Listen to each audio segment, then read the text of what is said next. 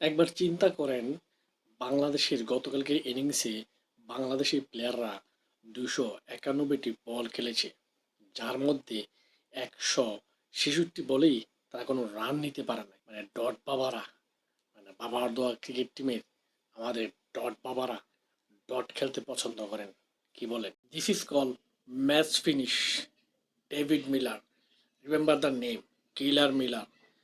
তিনি আগের ম্যাচে এক বলে এক রান নিতে পারেন নাই, কিন্তু আজকে দেখেন ব্যাক টু ব্যাক সিক্স মেরে এবং পরে বলে চার মেরে ম্যাচ জিতিয়েছে।